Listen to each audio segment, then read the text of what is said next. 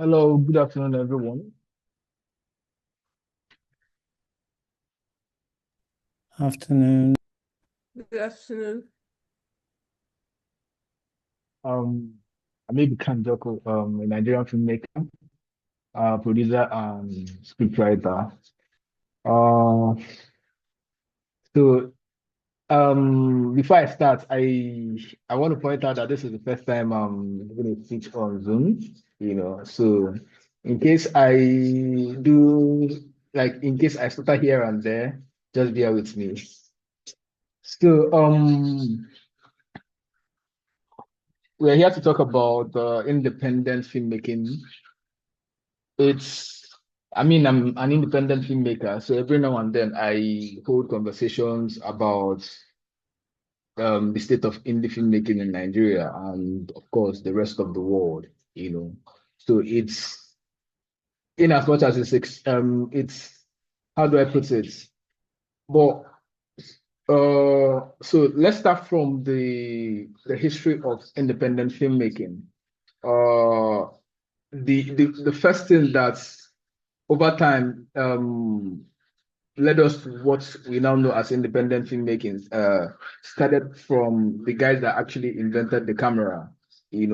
Thomas Edison played a huge role in inventing the camera and the technology that led to what film is. So when he did that, he patented a couple of things, you know. So, and for a businessman, he was going for monopoly, so he tried to make some strict rules that made it hard for some players to participate. So what that did was it got some people who were interested in making films to go off making films on their own, without being without the control of the Thomas Edison company. And that later led to what became Hollywood, you know. But then when the Hollywood studios system, became stronger, the new guys also struggled to break into the system, and they also had to now start doing their own indie things. And over time of the growth of filmmaking in every other part of the world, there has always been that thing of we are the organ now, so you have to follow by our rules. And of course, a group of young people who want to tell a different kind of story from what is generally obtainable and want to do their own thing, you get. And that is where we are right now. So, but recently there's been some interesting developments in film, as to what really is independent filmmaking.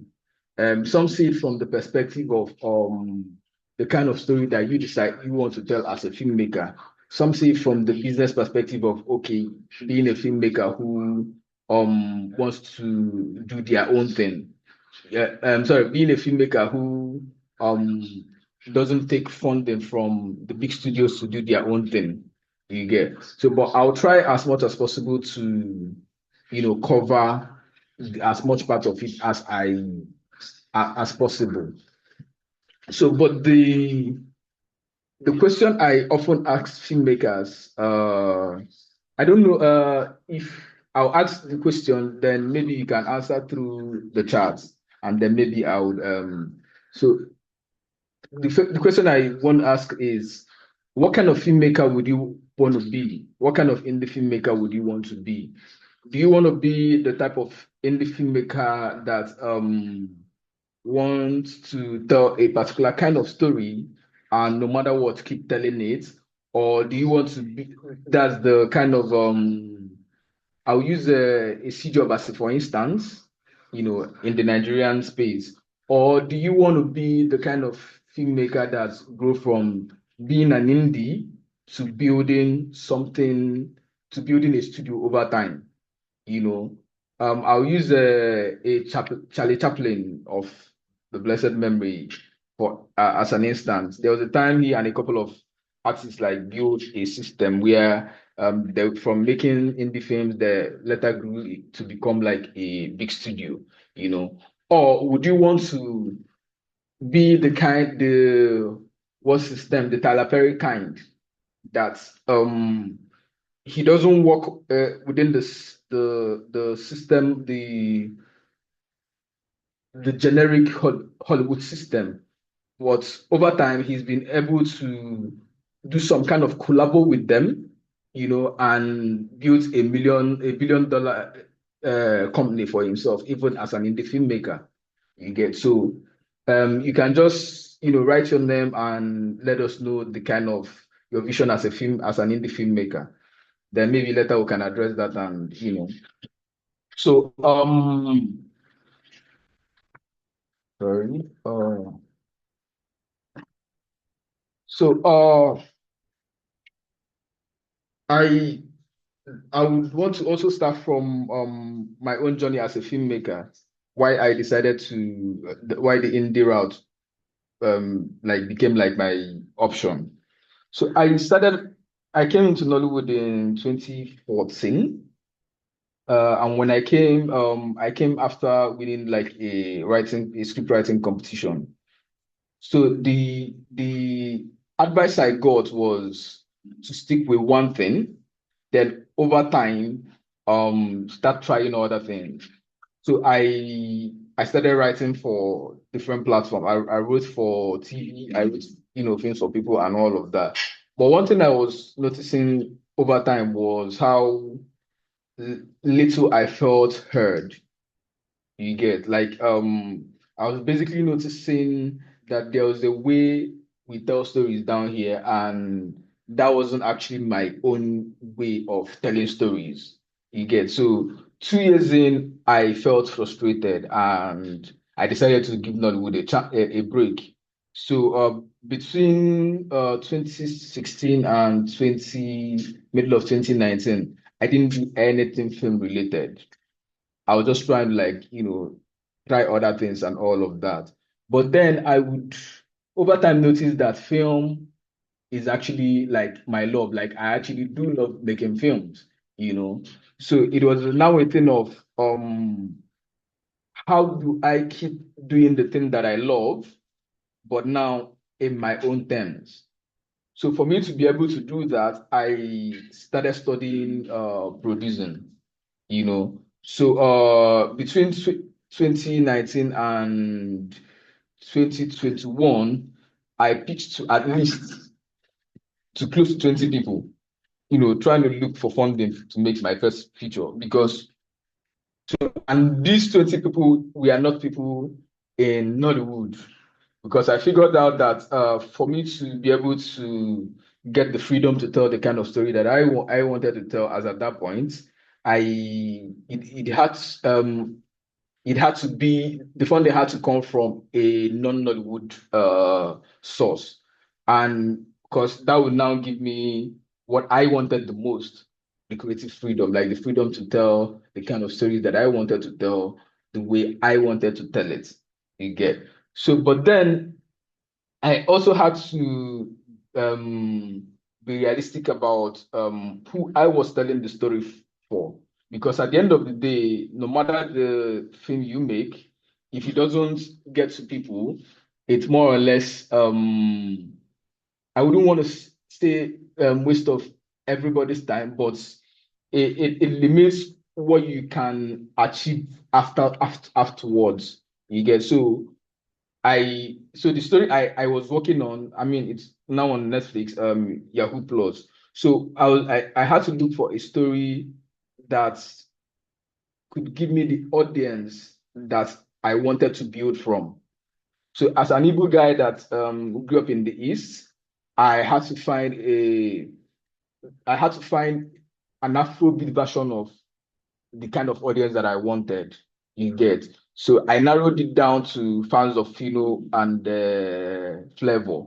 So to me, so when I was speaking to investors and even when I was speaking to distributors and some people that we are involved in the production, the idea was I'm making films for people who listen to Fino and Flavor. You get so at next time I also had to study how they were able to like break in, being Igbo guys from who grew up in Enugu and who started their career in Enugu. and over time now, like moved to Lagos and over time grew to what they are now.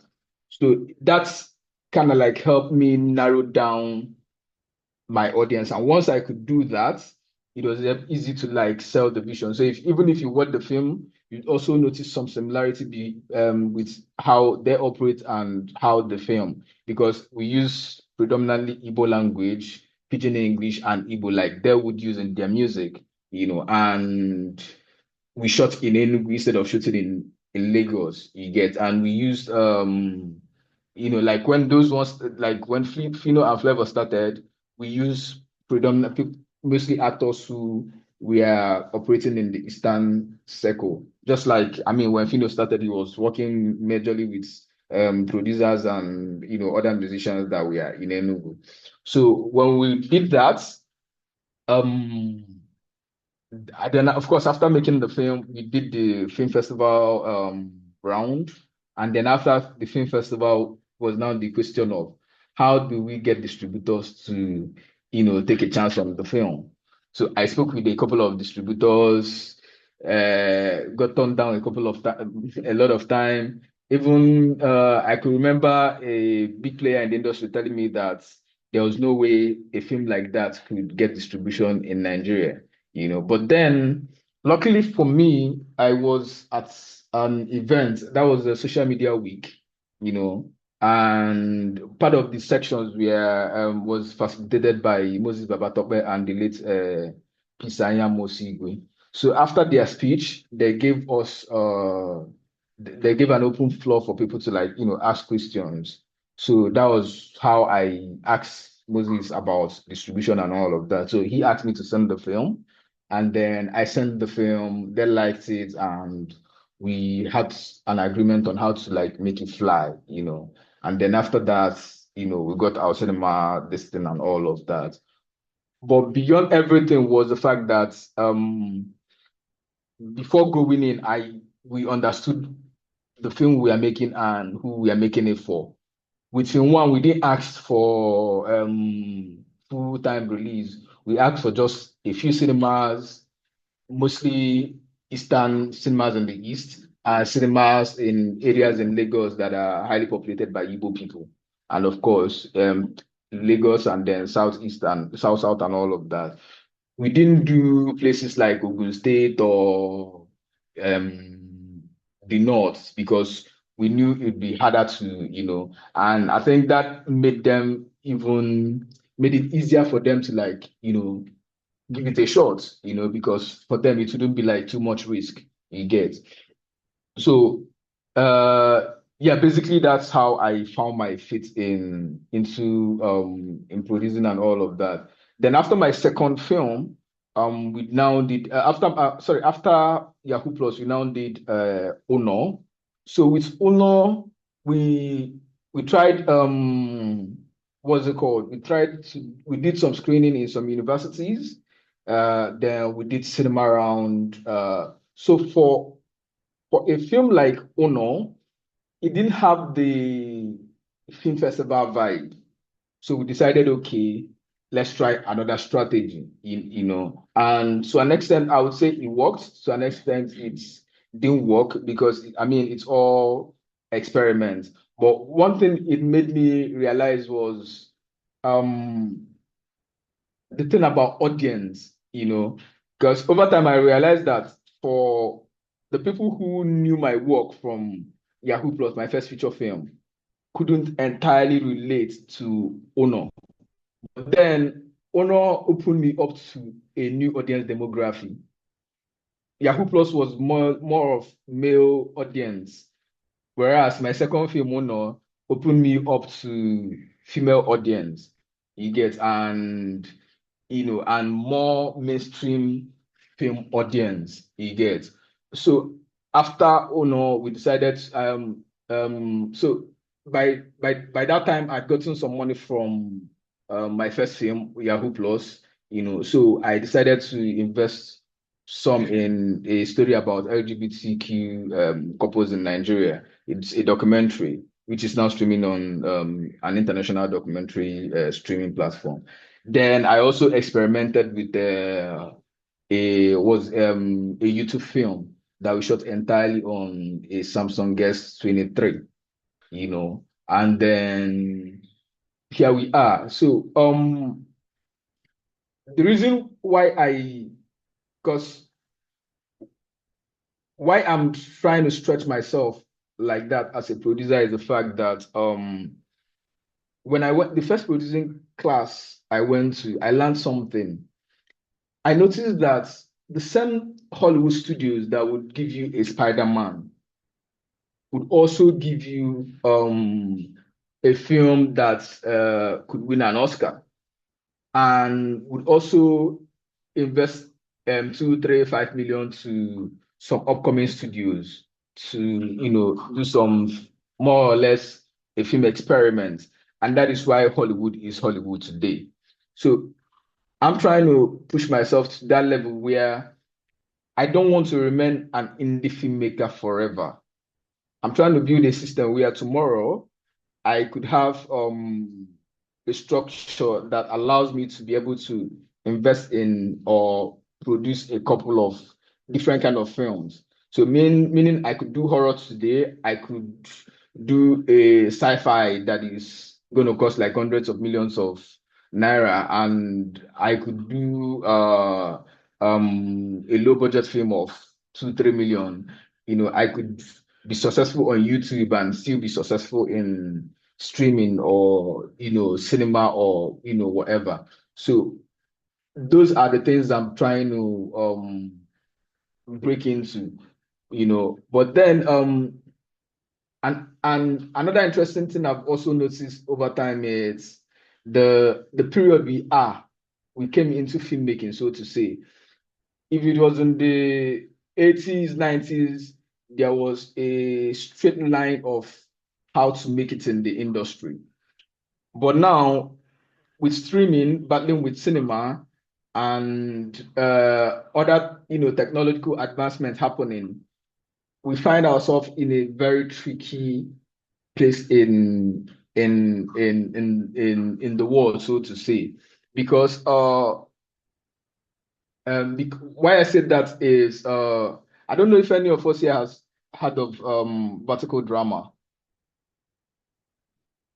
So in China, sometime in 2018, people started experimented with films that are shot vertically. Normal films are shot horizontally, landscape, but in China, someone started experimenting with films that are shot vertically. So we have, I think last year, the platforms where those films are streamed earn more than the Chinese box office. And currently, vertical drama are worth, I think, about $15 billion. It's now a $15 billion industry. And people are estimating that by 2030, is going to be worth over 25. So it all got me asking myself, how would you define indie filmmaking in today's world? Because vertical drama could also be another form of indie filmmaking. You get a Ruth Kadiri could also be called an indie filmmaker, with what she's building on YouTube, and all of that. And we are also in a world where some of the biggest media producers in the world right now are people with strong YouTube platforms, like the Mr. Beast of the world and all of that, So it's an interesting time that we find ourselves in, So defining what indie filmmaking could be for you is kind of hard.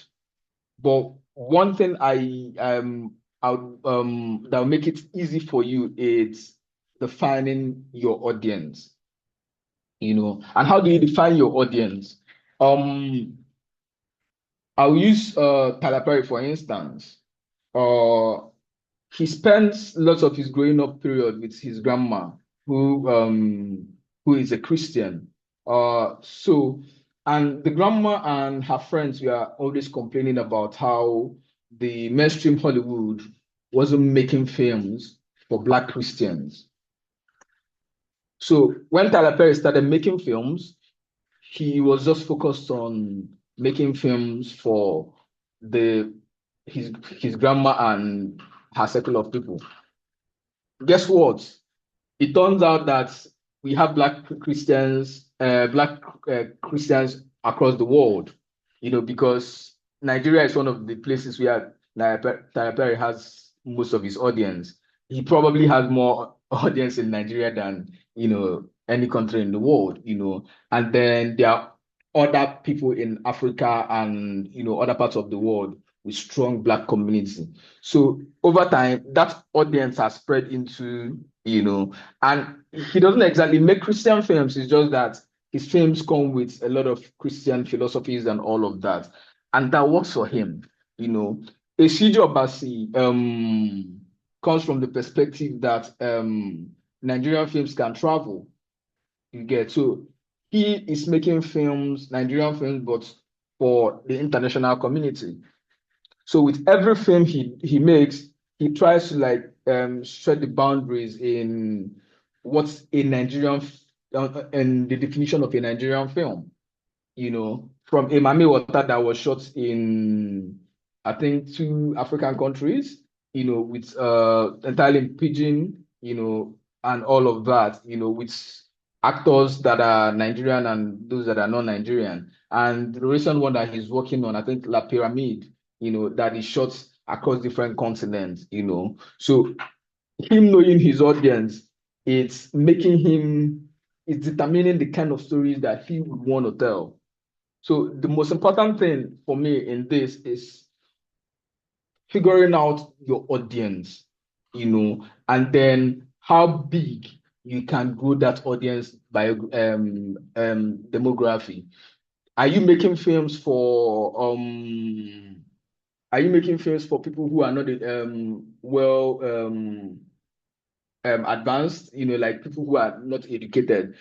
That means you have to tell your stories in such a simple way that anybody anywhere can understand them. Are you making films for people who are well learned? That means your film has to have your storytelling would have to be complex, and all of that, because that is what will get to them. Are you making films for film geeks? That means you have to focus on the kind of films that are film festival friendly, so that more film festival people, so you can have more access to film festivals. And are you making a film for your average Nigerian audience?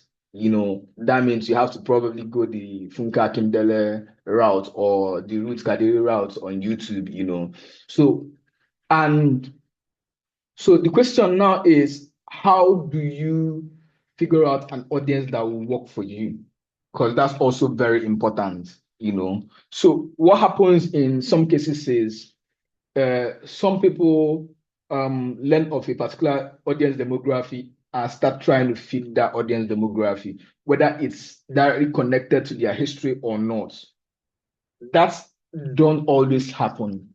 That don't always work. The best way to get the audience demography that will work for you is to find an audience that mirrors you. If you are the type that watch art house films, mostly, if like 50% of the films that you watch are art house films, the best bet is you do better, building an audience around your demography, around that. If most of the films you watch are romance, that means your best bet is to build female audience of certain age brackets who are into romance. Probably also research people who read romance books and all of that. Then, if you are building an audience, if you want to narrow down your audience to something tribal, like you want to build like a Yoruba audience or an Igbo audience, you have to now but the most important thing is, like I read from one film book, he said the most important thing you should be looking at when writing a story is how much can this story change me. So I narrowed it down to also audience.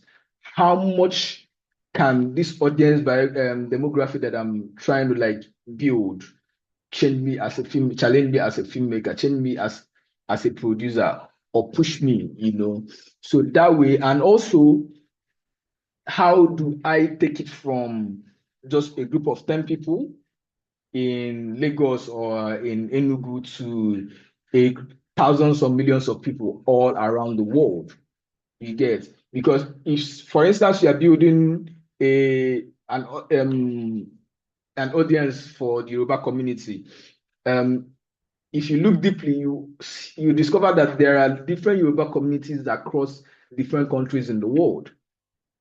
I think I've heard cases of in places like Brazil, some part of the Caribbean, some part of Africa, have a strong Yoruba demography. So, meaning that even though you are building a Yoruba stuff, it doesn't have to be only in Nigeria. The same thing goes with Igbo. Like there's a huge Igbo community in China, in places like China, UK, and all of that. So the fact that you're making films for primary Igbo audience and you're using Igbo language doesn't mean that it's only Igbo people in Southeast Nigeria that are going to watch your film. There are lots of people in Lagos that speak Igbo and want to connect to, their Igbo, roots. So so now it's now a question of studying that audience demography.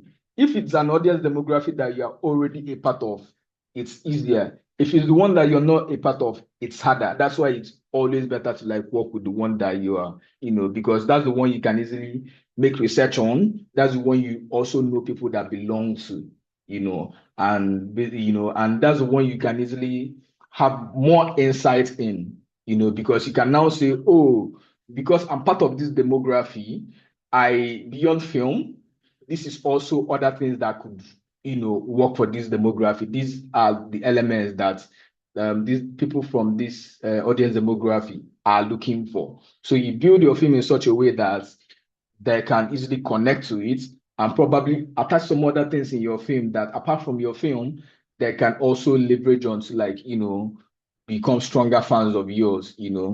I love taking inspiration from Afrobeats, because over time I've noticed that Afrobeat is the most traveled art form in Nigeria, from Nigeria, and what that means is they've built enough system of making all these crossovers. Like you have a musician like Jerry that raps mostly in Igbo, launching what's it called, a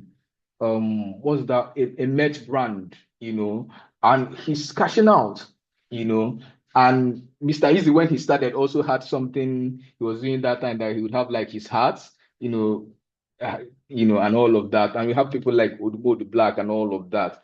So where we are now in Nollywood, we are getting to that place where if you're able to build your audience very well, you could be able to sell things apart from the film to people. Like take for instance, Anomoni Oboni could tomorrow call some people who understand the merch brand and figure out things to sell from the Odogu and Achalugo thing, and it will work for her. A CJ Obasi can, sit with people and decide. No, he even did it. I think they had Mami Water merch, at the point. And there was a time he did one promo that he asked a question or something, and those who wanted to have sent the poster of the a well-designed poster of the film, and I think so those are other extra things you could build off of your audience demography if you understand them better, So now when you figure out that audience demography, it's now a thing of how do you reach them? Are you going to reach them through social media? How many of the people in your audience demography are on social media? Is it Instagram that works better for them? Is it Facebook that works better for them? Is it TikTok that works better for them, or are there people that is easier to meet via radio? Are there people that you have to like leave the shores of your country to like meet, via film festivals, and all of that. So when you figure this thing out, it now makes it easier to figure out the kind of story that you will tell them. You get what I mean? So now let's get into story. How do I mean, everything in life is storytelling, you know. But when we talk about story in film, people see story only in terms of the script, But in film, I mean, from what I've realized over time, it's the script is just one of the part of storytelling. It's just one element of story in filmmaking, because apart from the script, you now also have to like, how do I shoot this film in such a way that these people I'm making this film for will get it? Do I now have to and apart from how you shoot the film, it's also a question of who do I have to cast so that the people, this demographic that I'm making this film for, would get it. Which medium of distribution do I have to work with so that it can get to these people that I'm making this film for? I know it'd be surprising that we're talking about indie filmmaking and I'm talking more about audience and all of this instead of like talking about shots and all of that, but it's because I've come to realize that as important as the craft of filmmaking is also the craft of getting people to see what you are making. And I mean, being an indie filmmaker means you don't have all the money in the world to make your film. It also means that distributors are not exactly jumping up or begging you to, distribute your film. So the one way that you can stand out is by figuring out the business of it by yourself. You get what I mean? So part of storytelling in the film world is the script, the directing, the who you are casting, how you are marketing it, down to how you are distributing it. The general rule of thumb would be get distribution before you make your film. But then that works against the concept of indie filmmaking. So so it places you in a tight corner where, yeah, because of where you stand as a filmmaker, you might not be able to even get a distribution deal before you make your film. So you have to now do things that will make it easy to come for you. Or when it comes, let them like, how do I put it? Let the distributor be excited enough to want to give your film the best it needs to like stand a chance. So that's why we are discussing all of these things. Like if you check the industry well, you notice that if in the cinema space, there are some actors that are active there. Like when you use them for your film, you stand a better chance at getting distribution for cinema.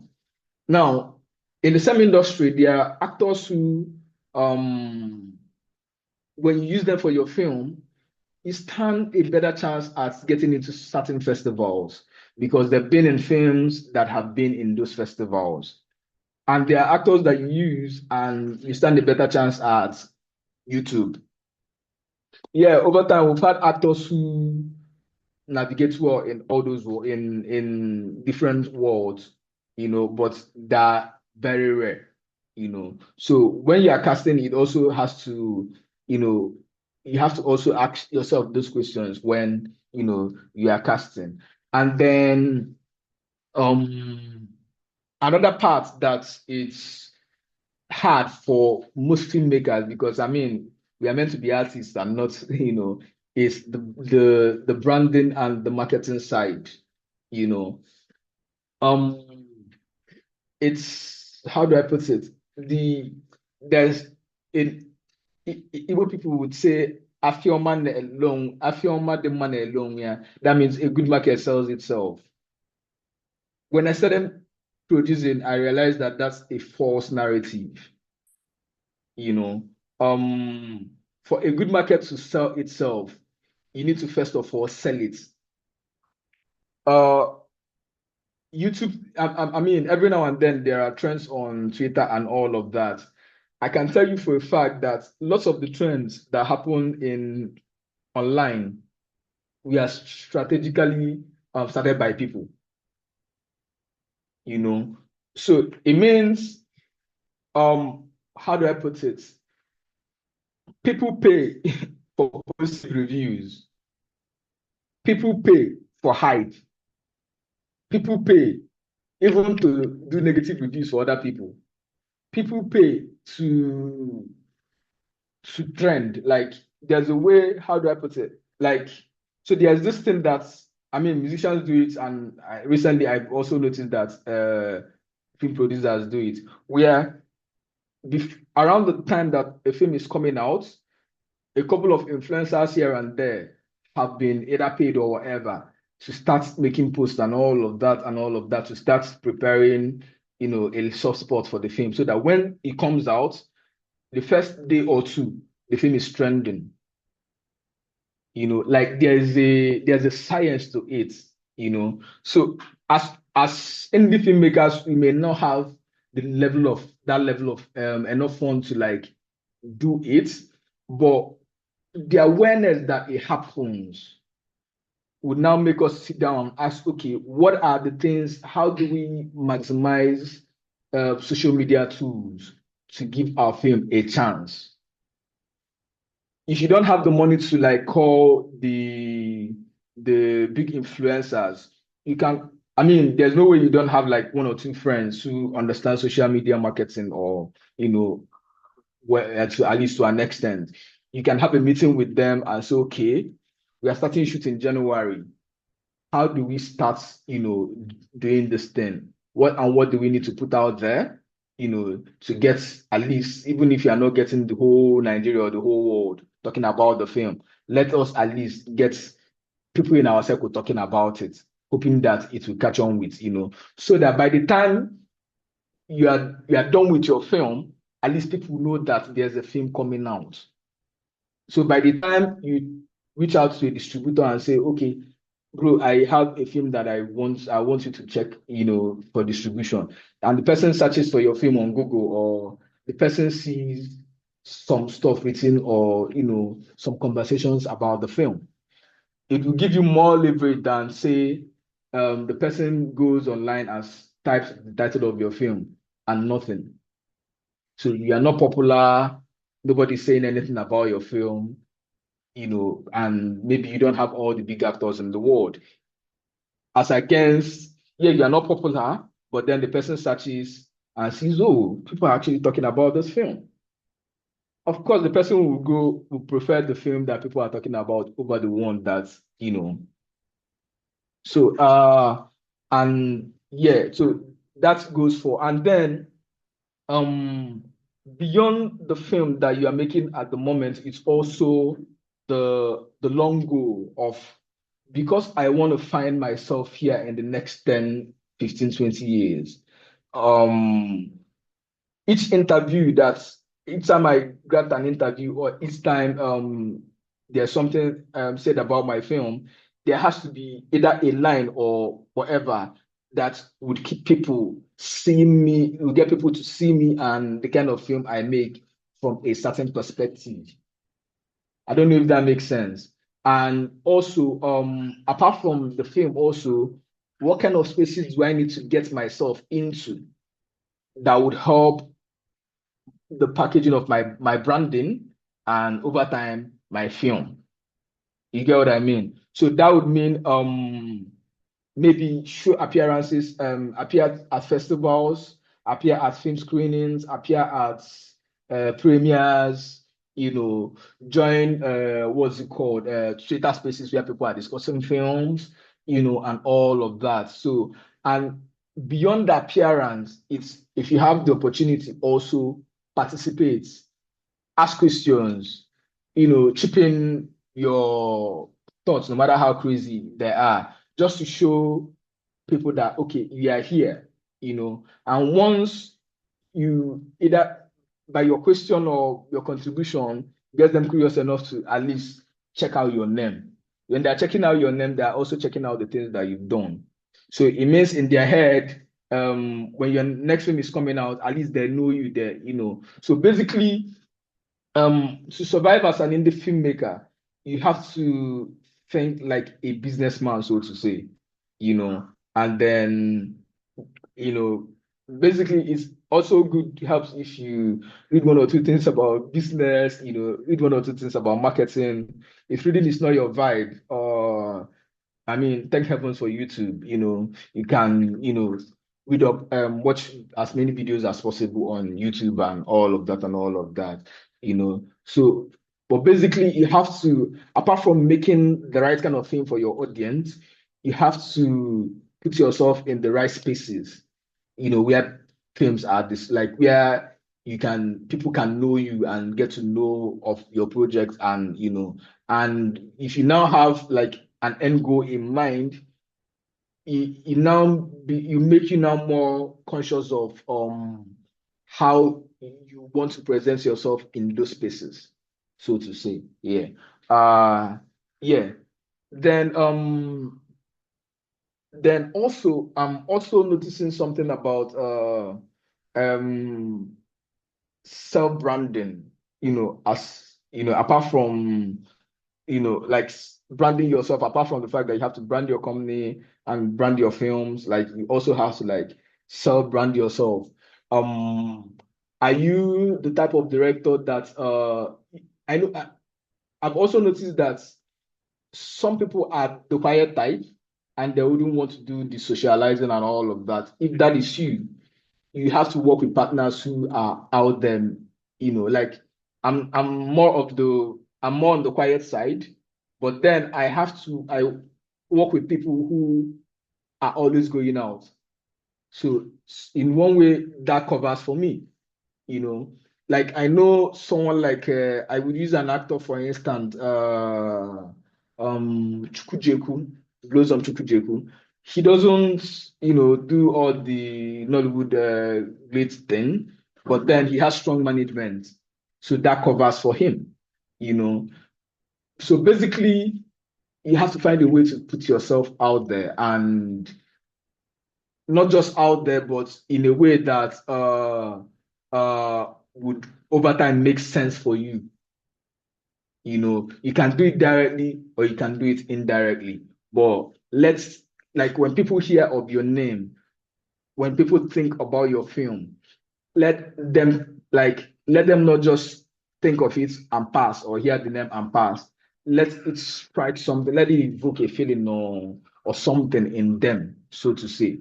You could do the more the black way, where you have like a kind of hat you wear at every whatever, or it could be like in your dressing. It could be in like the way you appear. Maybe you appear at event, but you don't stay more than 10-20 minutes, so people know you. But before they even meet you, you are gone. Like you give them that, or you could be the person that is everywhere. So, but basically, find the perfect branding that works for you as a filmmaker, as a producer, and leverage on it. Yeah. So right now I'm gonna talk about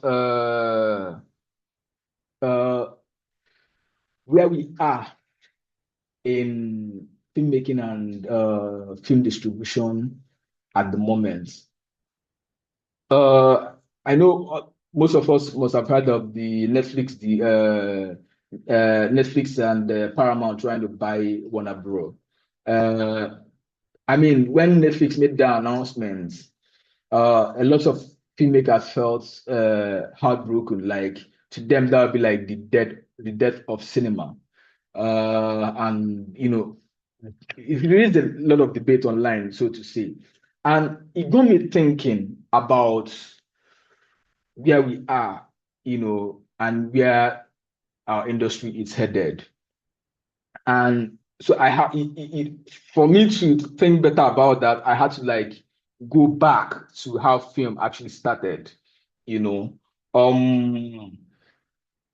The earlier people that made theories that led of what later became, like that was like pushed to, what later led to the experiment that led to film was Leonardo da Vinci, and from what he then we had the Lumiere brothers and Edison and all of that, and when the art of filmmaking, the earliest refined form was what they call is like a people where you just pay a nickel. I mean, the money system in America then to watch something for a few seconds, So when it started, it wasn't something that it was something that it was just like the other person on the street like cared about, And over time, the technology moved it from something you could see for some seconds to something you could watch for some minutes, And over time, it became something you could sit down and watch for like an hour plus. Then it was just black and white, and no sound, like, And so then, even when they started making money, the theater practitioners of that era were looking at it like, all these unserious actors now, all these unserious, people, But over time, film started like taking up, like based on the fact that it was now over time making more money than theater. It got some actors, some directors, that were working for stage, gliding towards film. And over time, theater like became like something for the elites, like I mean in Nigeria today, the major theater in Nigeria are either like the people that attend theater events in Nigeria are elites, apart from the local maybe church drama and all of that and all of that. And the same goes with places like America and other countries in the world.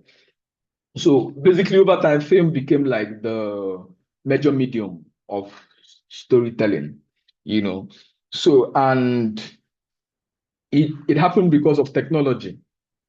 But we are in a world where someone was saying yesterday that it doesn't make sense anymore to use camera quality as like marketing for your phone. Like if you want to release a phone today, what you're promising people is camera quality, people will be looking at you like, because the cheapest phone has good cameras, both front and back, So it means that unlike 50, 100 years down before, when you have to be rich to be able to afford a camera that might not even shoot something good for you, to a place where your phone, like the average phone you still used to like make calls and all of that, you can use it to make a film.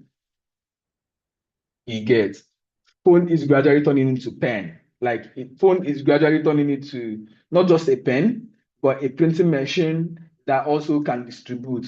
What I mean by that is, apart from the fact that it's in the film sense, it's becoming like with your phone, you don't just have a studio, you have an edit, you don't just have like a camera, you have an editing suite and have a distribution this thing channel, so to say. You get, so when you see people from the comfort of their home recording videos, editing it and putting it out there on their own, what does that do to our industry? And technology has also improved in such a way that, I mean, for the past 10 years, people now, we have been 10 years plus, people have been watching films on their phones, So, and the major thing that started affecting the tickets, the number of tickets that people buy for cinemas was TV when it happened, when TV came in, and the effect wasn't that big because then it was broken down to TV films and then TV series and then cinema. But right now, with phone is becoming scarier. Some cinemas in the world, like after COVID, I know a couple of cinemas in the UK shut down. In fact, I can tell you that Nigeria is one of the countries that that has, I wouldn't say thriving, but like that is experiencing more growth in cinema cinema culture. Most established cultures in the world are experiencing either a decline or no growth or little growth. You get how our film distributors have been able to achieve that, I don't know. And it also comes from the fact that cinema came late in Nigeria. So it's still more or less not an old thing. So it's still like so, and my question is, how long are we sure that we can grow that? I know some people are experimenting with community theater and all of that, but how many people can really still interested in leaving the comfort of their homes to watch films? When you can watch it on your phone. Like I've heard lots of people would say, why would I watch this film? I'll just like wait for a couple of weeks or a couple of months. The film will be out for me to watch it on my phone. So it keeps me asking myself, what is the future of film? Like, how long would cinema as we know it be a thing? How long would film still continue being the major way of consuming stories? And apart from that, what is the next thing coming? Yeah, the vertical drama thing is happening and it's booming, but then I'm not sure it's going to be able to sustain people, because vertical drama is at the stage where Hollywood was like 50, 60 years down the line. No, how do I put it? No, the structures are not yet there. The storylines are still watery, so it means that the most people that watch vertical dramas are women, in their 40s, and I think that's the highest demography, because there are people who can pay the money. Women from 30s to 40s. Yeah, I think that's the highest demographic. Between say 35 and 50 or thereabouts, if my memory serves me right. Yeah, I think that's the highest demography. And men are still, struggling to and all of that. Teenagers are also haven't, keyed in. And that's because of the kind of stories that you get to see on vertical drama platforms. There are usually stories about billionaire wives and, kids realizing that who they thought was their father was not their father. And one poor person that they know in their street that they've been maltreating is some, secret billionaire somewhere. That's basically, and then, of course, vampire and all of that, But then, Netflix is currently experimenting, shooting some verticals at the moment. Amazon is also planning to start theirs next year. A South African company just did their first vertical drama and will be launching their platform next year. Some guy I know in Enugu is also working on shooting his own first vertical drama next year and hoping to launch their own platform by second quarter. And I think Moses Babatope mentioned like there's this streaming app that they're working on, that would have a blend of verticals and a couple of other things, and different. I don't know any big studio in Hollywood that hasn't started experimenting on it, So that on its own is going to also have its own effects in what film is, But then I don't think it will stop there. I don't know how many of us that have tried the VR headsets, virtual reality headset. It's basically a headset where, like, when we wear it, at the moment, most people try it for games. I've played games with it, but I've also seen a documentary with it and a short film with it. So it's basically the beauty of VR headsets is when you're wearing it, like it has a screen in front and it's headphones and all of that. You can look up and you'll be seeing the ceiling. You look at your left, you're seeing the window. Like it's unlike the normal film that we just see in 2D or 3D. Like with VR, you basically get to determine what you want to see. You get so, and a couple of big companies. I know Zuckerberg, its Meta people are strongly have heavy investing billions of dollars in it. Apple have invested billions of dollars in their own. Microsoft, and where a lot of Chinese companies are trying to also enter the race and get. So some people are of the school of there's this school of thought that would be like the future of cinema. Where people wear their VR headsets and with other hundreds of people across different parts of the world experiencing a film in real time, and all of that. So, which now makes it harder, to be what's it called? To be an indie filmmaker, because we are in a space where the film executives can't exactly predict what the future holds. So they're now more careful about the film that they want to distribute. You get what I mean? And all of that, So, I mean, although I'm the one talking to you guys, I can't tell you that I've figured out the answers, but I just have to say it so that at least we'll start asking the questions on time. Hopefully one of us will figure out the answers, Because asking the question will now probably help you position yourself to, to strategize for whatever is coming. So you don't get lost somewhere, And but then there's also YouTube. The beauty of YouTube for me is the fact that it allows you to build your own channel, although it takes time, I've tried YouTube, or my page is here to be monetized, but over time I've seen it got me like learning how the platform works, So it's basically a dicey time to be a filmmaker, more, especially an indie filmmaker. But what I feel works is you figuring out the platform that will work best for you, And on the flip side, the good thing actually is this is the best time to be a Nigerian in the creative sector. And I'll tell you why. Afrobeat has opened the door for us.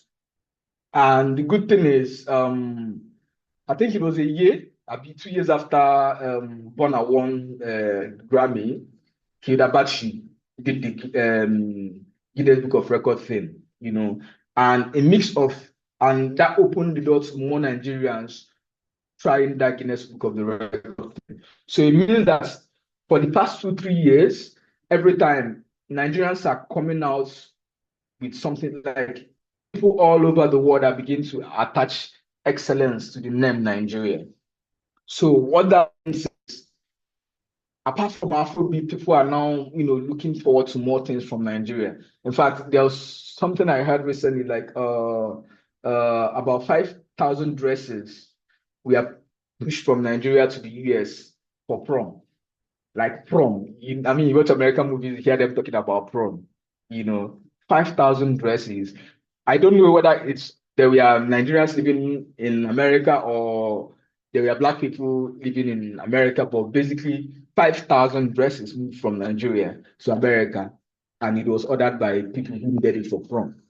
You get so. Apart from music, fashion is becoming a thing.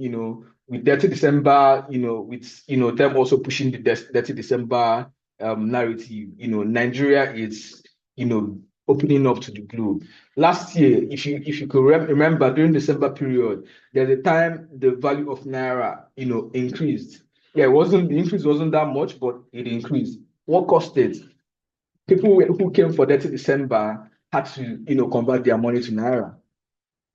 And there were tons of them, so that they could, move around Nigeria or buy things or whatever.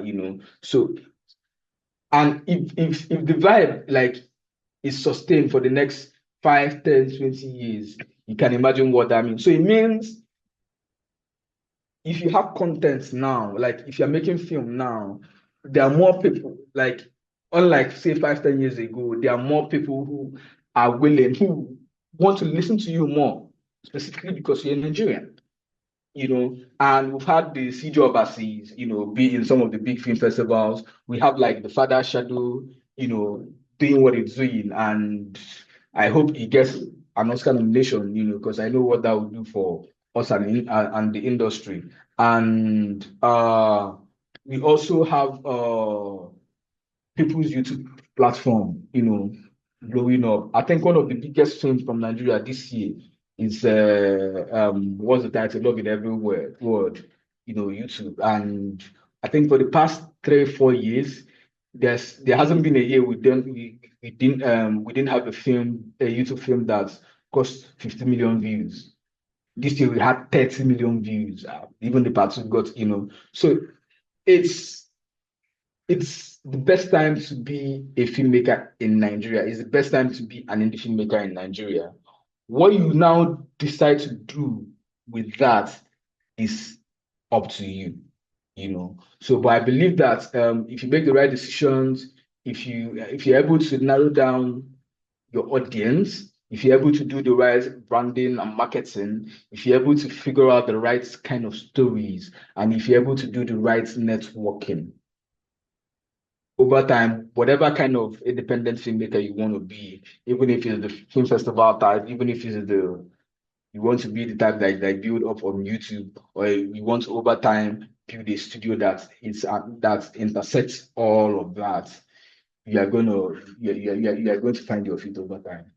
I think that's basically it for me. But you can ask questions and then I would answer and then we'll conclude.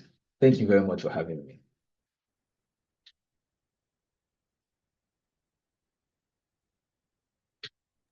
Thank you, Ebuka. This session was really insightful. I mean, I've made a film, but a lot of the things you're sharing, are quite insightful and still useful for me. We have a question from Ramatu. You can go ahead. Hey, good afternoon, and thank you so much for this session. It was very, very enlightening. I especially want to thank you because I have been making some short films that I use for mobile cinema.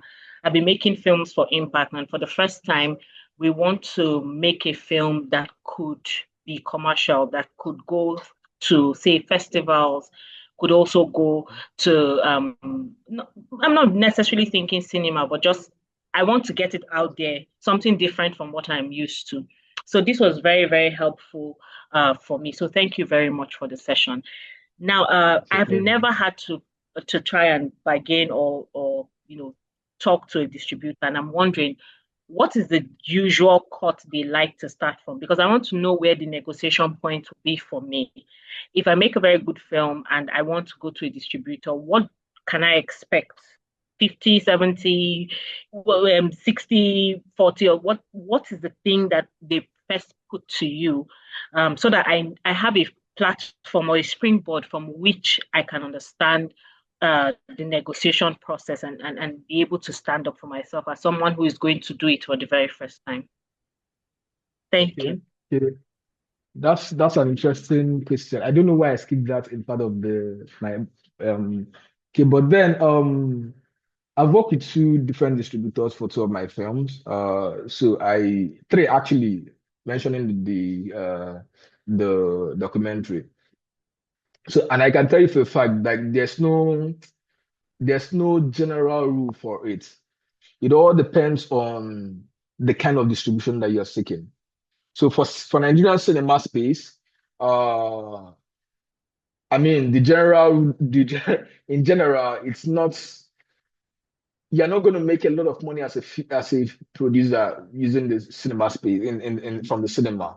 But what cinema can do for you is place your film give your film a chance at getting a streaming deal.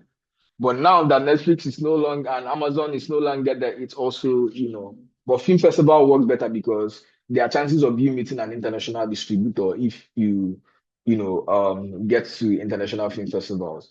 But in Nigeria, there are no fast rules to this thing. Like, because the distributors I had chances of getting their emails and, entering their office to like see if I could get a deal didn't work. I mean, for my first film.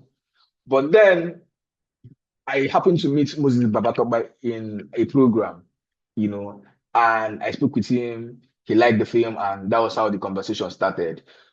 For the deal that they will give you, I mean, for my first film, because of the nature of the film, it's a very low budget film. If you watch it, you notice that the lights we use, like we shot everything in one space. And as that we shot in 2021, and the whole budget of the film was around 4 point something million. You get, so it's a very low budget film. And the only popular people in the film were Kenerics and Somadin Adimma, and popular in the sense that it's popular because some people in Lagos didn't know them until that film, which was shocking to me, So the deal that they gave us was what Film One gave us then was just strictly cinema deal. And for cinema, as the producer is getting between 30 to 35% of the cinema gross. You get, I think if you're a bigger filmmaker, you might get up to 40, I don't know. But there's a way it's structured that every week the percentage that comes to the producer goes down. Some people will say it's not fair, but then I've also checked international practices. It's about the same, because it's not your distributor that takes all the money. So we have distributors, like the people sending your films to all the cinemas, and we have exhibitors, the people who own the cinemas where your film are going to be shown. Then we have government taxes. I think government taxes is up to like 10-15%. I can't even, I'm not sure, but I'll check to you get. So all these things is why your money comes, the percentage you are getting now comes to that small. So it's not like anybody is cheating you. It's just, the business. But then the people started talking about the film, I think in week 2 or week 3. They now extended the deal to like a global deal, like that could now contain streaming and all of that. So for that, there was a little bit of negotiations here and there, I would advise any producer for a streaming deal coming from Nigeria. I've not done a streaming deal with an international company, but I know coming from Nigeria, don't go beyond 20%. Like, don't let the distributor take more than 20%. If you can stick to 15, best. Like, try as much as you can to stick to 15%. If they know, but don't give them more than 20. So you are taking 80% or 85. And also, but now there's also a difference between like a distributor can handle your cinema and not handle your streaming deal. You get. So for a distributor that is handling only streaming, might want to ask for something different. You get what I mean? So so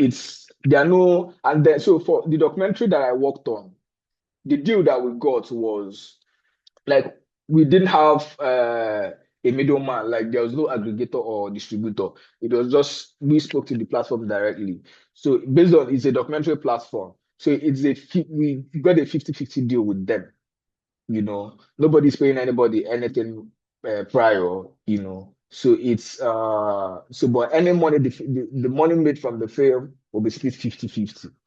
You get. So, but I also have I've heard about people who are aggregators, who that's for streaming, who you would have to pay for the marketing materials, and you probably have to like drop some money to like that shows that okay, you people have a deal, and then you now bring the marketing materials, whatever, and then you as a producer will take care of the marketing budget, and they will also take some small percentage of whatever the film is making. So there are lots of ways. So what you do is whenever you get a deal in any form that you get it, try to see if there are people who have gotten that kind of deal, like specifically, and then question them and they'll help you.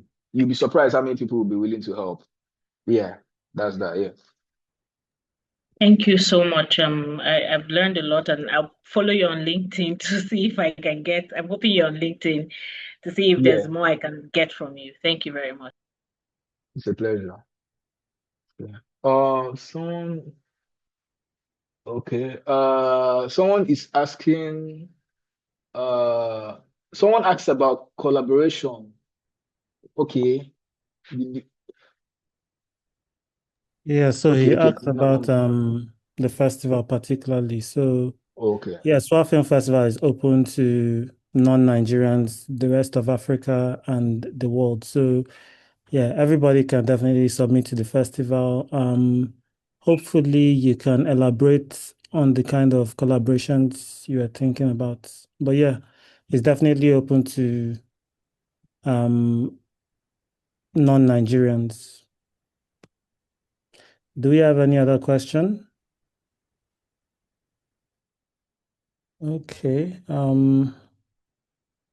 It seems there are not any questions, but before we end the session, Ebuka, can you share like any, wise words for like young producers that, definitely want to make something new, in the new year?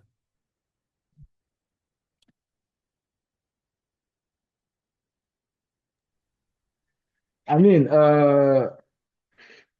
my major advice is make something. Make something. Make something. That's the like just do something. Yeah, it's good to like, but then when you're making, have an end in mind for what you're making and be realistic to yourself. Because also, I've also noticed that art is a personal thing, because you come up with the ideas, sometimes you write and direct and produce yourself. So it's hard to be objective about certain things, you know. So when you're making a film, it's usually good to like be realistic, you know. This film that I'm making, who are the people that are going to connect to it? Which platform is the best for it? And also this story idea that I have, is it something that I have the money to make now, or should I find something simpler? You know, because I've seen a situation whereby someone tries to make a historical piece with like 10, 20, 20, 30 M. So you look at it and it's laughable. But that same person could have found a simple story that could work with 10 million, 15, 30 million. Like you could literally make a film in your house if you are not living in a very noisy place, call your friends and all of that, and maybe get one or two stars to like, give you a leverage in terms of film festivals or cinema or whatever you get. And that could be what you are making at that moment. Maybe 5, 10 years later, when you have money, you can now bring your big ideas. But don't try to bring your big ideas and try to say, okay, God could do it, and try to use 5, 10 million naira to do it. At the end of the day, you might not come out with something that people will look at and, So don't be scared to start small, basically. When you're starting small, be very realistic to yourself. Is this going to work better for YouTube? Is it going to work better for streaming? Is it going to work better for cinema? Is this going to work better, for TikTok? Like you could literally have 2 to 3 minutes series on TikTok, and that's filmmaking too. You basically just make something and start with it, and you never can tell what can come out from that, basically. Yeah.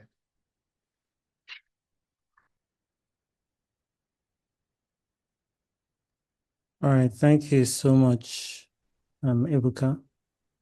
It's a pleasure. Yeah, we'll also work on, making this recording available to those that couldn't attend. But thank you very much for sharing, so much insight into indie filmmaking particularly. And yeah, thank you very much. Yeah, it's a pleasure. Thank you very much for hosting me. All right.